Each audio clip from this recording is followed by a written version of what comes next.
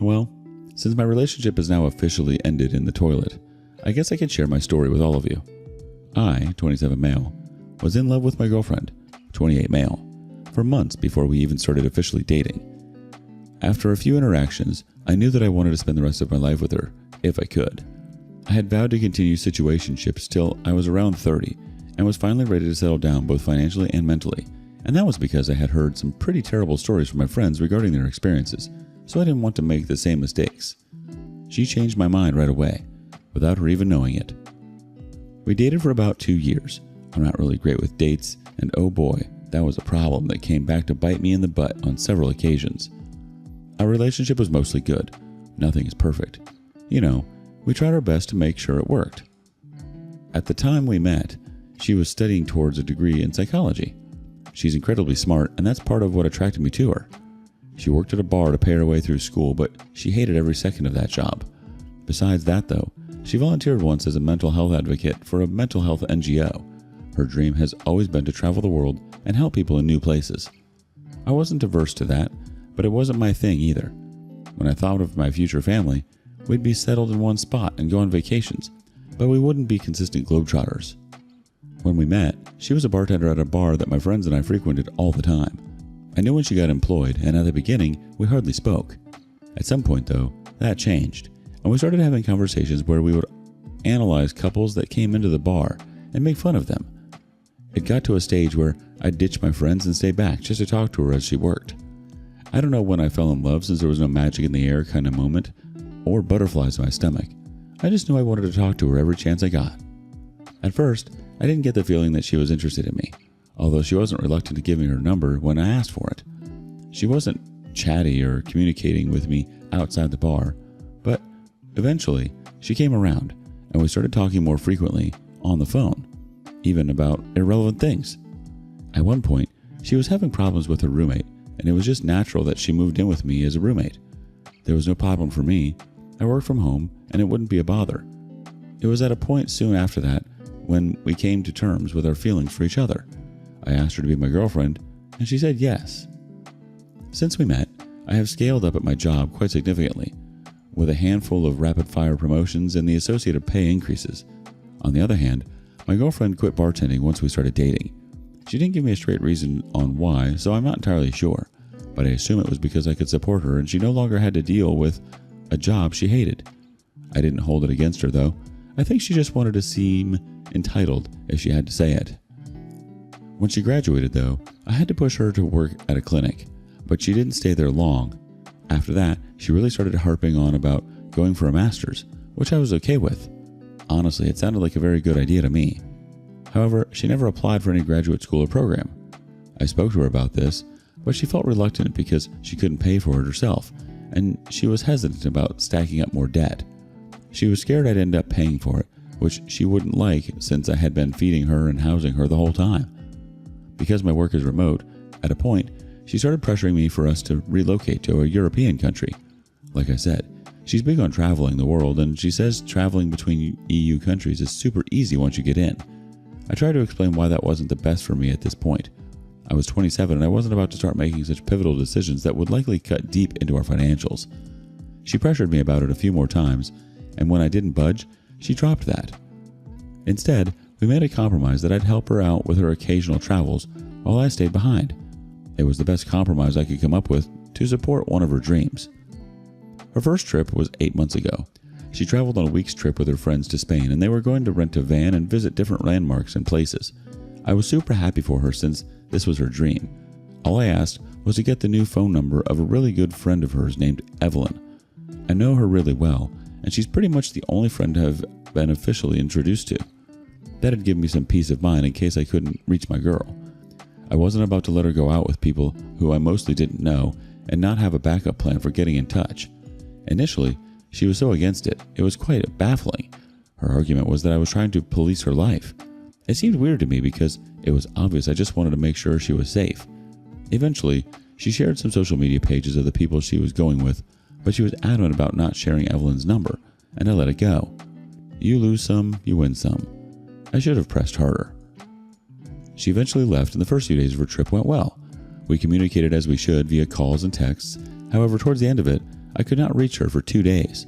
I was worried sick. It started when I realized she hadn't responded to a message for over 5 hours.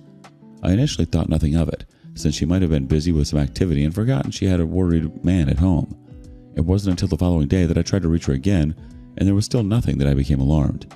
I went to her friends' pages, and they weren't posting that much besides one that had posted a picture with the 4 of them and 2 random guys they said they met on the trip the previous day. Since the picture showed me she was alive and I didn't want to seem like I was stalking her, I didn't DM her friends. I just texted her again asking if she was safe. She didn't reply to that either until she was at the airport the following day. Her flight back was meant to take off by 4 p.m. and she finally replied to me at 3:23 p.m. That is when the girl I was dating remembered I was alive. She didn't even address the fact that she had disappeared for 2 whole days. I made a mental note that I'd confront her when she got back. When she came home, she was happy and talked about her trip and what she had done. When I asked her why she ghosted me for 2 days, she said it was because her friends had a no phone rule for those days when they had to be one with the world, or whatever that meant. That answer didn't satisfy me because she could have just told me before ghosting, and I had a bad feeling. But I just let it go since there was no proof of anything.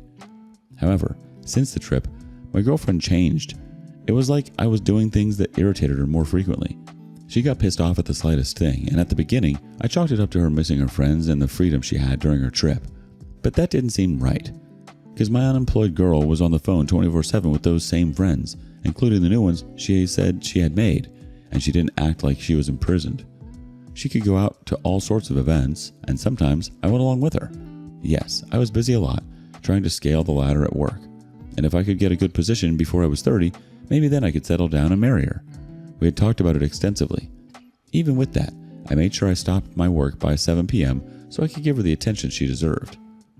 As if her irritability wasn't enough, she started bringing up the moving to Europe thing again and how all you do is save. She even said that despite my promotion, I was still spending the same on her. I was livid but also confused because she had never acted so entitled before. I partially funded her trip to Spain, so why was all this coming up? I began to suspect that her friends had been filling her up with nonsense, so I decided to contact Evelyn and ask her what was happening. But I didn't have to wait too long because they had been planning and eventually took a trip again, this time to France. I paid for a lot less this time since we were hardly in a good place. She obviously wasn't happy about that. The week before she traveled, her irritability was a lot less. She was just generally in a better mood. Before she left for the trip though, I went and snuck through her contacts and got Evelyn's number in case she decided to ghost me again. So she went on the trip. We didn't really talk like we did on her previous trip. I guess there was still some sourness, but as long as she was communicating and not ghosting, I didn't think much about it. Got back from work one day while she was still on the trip, and since I was seriously starting to court the idea of proposing, looking back, considering the way she had been acting, that was incredibly foolish. But love does what love does. I figured there was no better time to talk to Evelyn about what she might or might not like if I was to make a surprise proposal. So I messaged Evelyn, introducing myself first, since we didn't have each other's numbers, and then asking her about how she was enjoying France. And that, my friend, is when the crap hit the fan. Because why was Evelyn asking me why I thought she was in France? I felt my heart accelerating like it was going to pump out of my chest. I had to calm down to get the story straight. So if my girlfriend didn't go on a trip to France with Evelyn as she told me she was, where was she and who was she with? That is exactly what I asked Evelyn.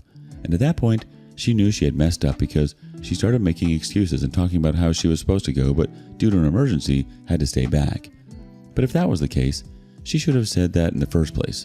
Her first response was like she wasn't even aware there was a trip to France. It didn't take up to 30 minutes before my phone buzzed with messages from my girlfriend. Checked it out, and she said she was doing good in France. Everything was fine, and the girl said hi. She then added that it was sad Evelyn wasn't in France with her. Obvious damage control. Evelyn must have snitched by then. You know how I said she was smart earlier on?